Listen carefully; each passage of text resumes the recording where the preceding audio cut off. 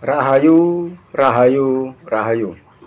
Assalamualaikum warahmatullahi wabarakatuh. Alhamdulillah, barokallah. Sampai saat ini kita semua masih dalam keadaan sehat walafiat. Melanjutkan cerita kemarin, yaitu dari percakapan antara Raden Ngabei Sadirun dengan Raden Tirtowiguna yang bertemu dengan Kiai Jamurdipa. Nah, Kiai Jamurdipa itu pada video kemarin sudah menceritakan tentang ataupun sudah menceritakan tentang perjalanannya setelah mendapat dawuh-dawuh atau mendapat pesan-pesan dari Raden Mas Bambang Pamungkasejati. Selanjutnya Kiai Jamurdipa akan melakukan perjalanan, yaitu akan mengungkap tentang asal usul manusia. Nah, secara simpelnya pada video kemarin tentang manunggaling kawula Gusti, simpel aja, nggak usah pakai pengertian yang bertele-tele, bahwa kita bisa bergerak ini karena yang menggerakkan adalah Tuhan, tidak ada yang lain, ya, yaitu hidup itu sendiri, Maha Suci itu sendiri. Nah, untuk video kali ini saya akan melanjutkan bagaimana dawuh-dawuh atau ya pesan-pesan dari Raden Mas Bambang Pamungkas yang disebut Romo. Karena apa? Karena beliaunya sudah manunggal jati dengan hidup. Jadi apa yang ia sampaikan adalah benar-benar dari jati itu sendiri, yaitu dari Tuhan itu sendiri. Jadi pada intinya Tuhan sudah menjadi manusia. Intinya begitu. Di situ diceritakan bahwa Kiai Jamurdipa merasa penasaran, ingin tahu yang sebenarnya bagaimana manusia itu tercipta. Untuk lebih jelasnya, mari kita simak pesan-pesan atau dawuh-dawuh dari Bambang Pamungkasejati.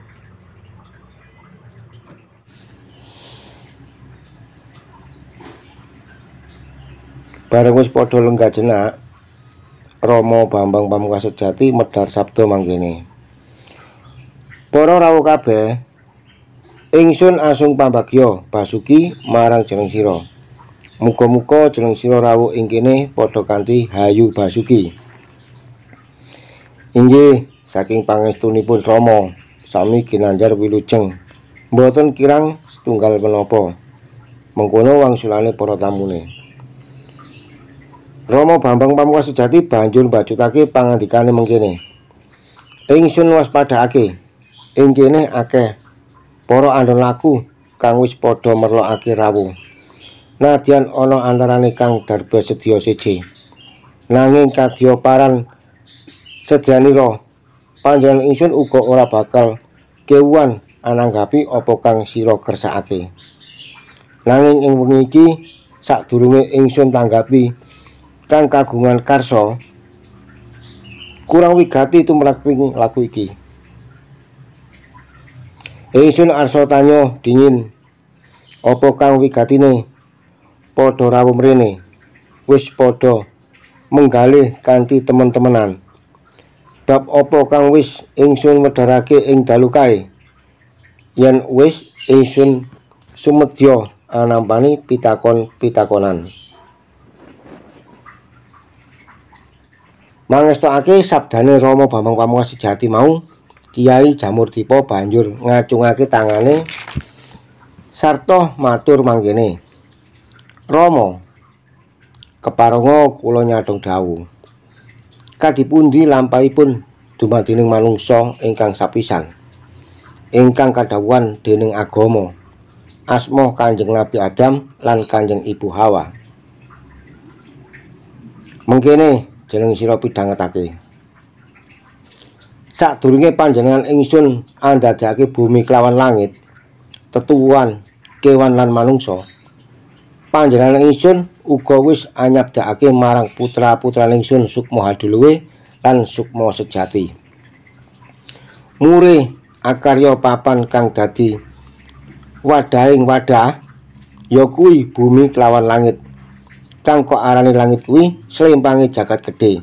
Dene kang ngagemi ya bumi. Klebet utawa slempang mau timbul saka hananing bumi. Dene bumi dhewe dumadine saka rong unsur urip kang wis ingsun jumbuhake dadi siji kanthi busana kang malapis-lapis. Pepek ing sauba barange sakabehing sari-sari kang ana ingsun manunggalake ing bumi kono. Lungguhe rong unsur mau aneng kutub lor lan kutub kidul.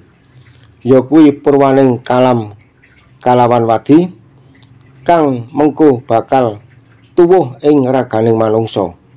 Mula ing kutub lor kuwi lungguhing Rama lan ing kutub kidul kuwi lungguhe ibu. Klabet kang dadi panganyambunge rong unsur mau, mula banjur ana sesebutan Rama putra, putra Rama. Nadyan kinaran telu, nanging telu-telune mau kahanane tetep siji. Merga mangkene jumbuhe kutub lor lan kutub kidul lantaran rase liwat as ing bumi. Kuwi kang mahanani daya sekabehing daya kang gumelar aning bumi iki. Dening jumbuhing kutub lor lan kutub kidul lantaran klebet ing jagat mau kang mahanani pepadhanging kaweruh lan pangerten rong unsuring alam kang ngobahake lan kang amadangi mau. Yen tumrap manungsa kanggo gampange ingsun paringi sesebutan Rama kelawan ibu. Nanging sejatine kuwi ora liya kejaba Sukma Haduluwe lan Sukma Sejati. Yen sakloron mau sapatemon ing jagat agung banjur rinungu kang umegur lan padang kang makantar-kantar dikongsi anglubri ing angkasa. Asiling sapatemon sakloron kuwi kang andadekake ananing tuwuh manuwuh kang anuwake ana ing kahanan dadi wewujudan anyar. Sakwise bumi gedhe dumadi, ingsun tuwuhake tetuwuhan kang den arani tanduran. Tuwuh iki kanggo andhedhasari pangrengganing tetuwuhan kang sabanjure, mula ora ingsun paringake lepas saka kaendahaning sesawangan bumi. Mula ingsun paringi warna kang maneka warna kuwi. Sakabehing warnane sunar sinar cahya tinemu ana tetanduran. Kagawa saka iku tanduran kang gedhe diarani wit. Marga kuwi tetuwuhan ingsun dadekake sakawit lan kanggo ngilingake marang manungsa maringsun kang ana wiwit sekawit lan asipat langgeng. Uga wit-witan tinemu telung perkara, yakuwi uwite, godhong lan kembange.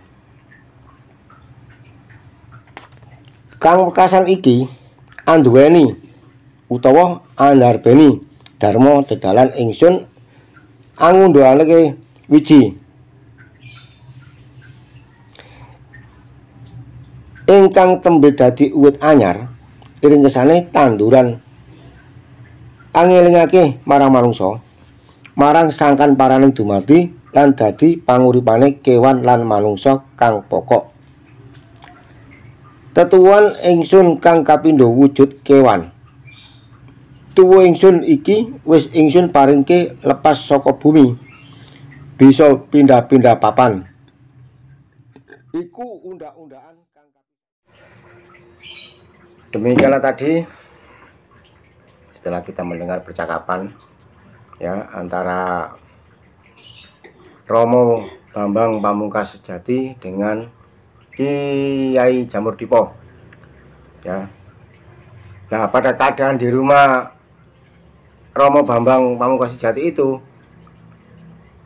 banyak orang, jadi banyak kedatangan para tamu.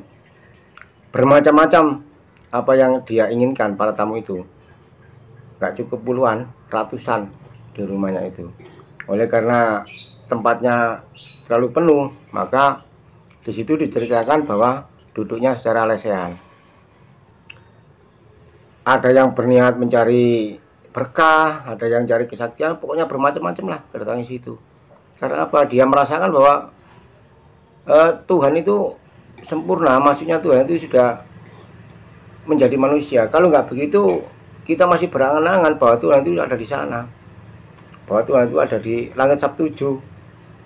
Begitu. Saya bisa bicara juga karena Tuhan. Jadi bukan wayang itu bisa bergerak karena nggak digerakkan dalang. Wayang bisa bergerak kan karena digerakkan oleh dalang. Nah kita ini sebagai manusia bisa bergerak, siapa yang menggerakkan? Nggak jelas, Tuhan kan. Tapi Tuhan sudah manunggal dengan kita.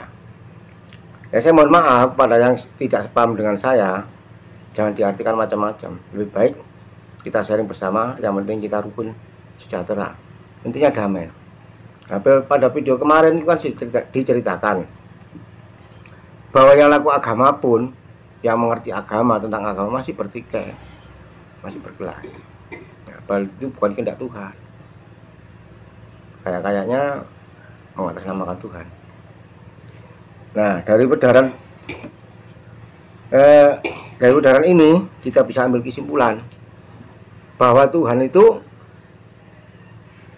sebelum adanya manusia disabdakanlah yang namanya tumbuh-tumbuhan, kemudian hewan, dan terakhir manusia. Jadi kalau saya menarik kesimpulan, bukan berarti manusia itu diambil dari tanah liat kemudian dikasih nyawa,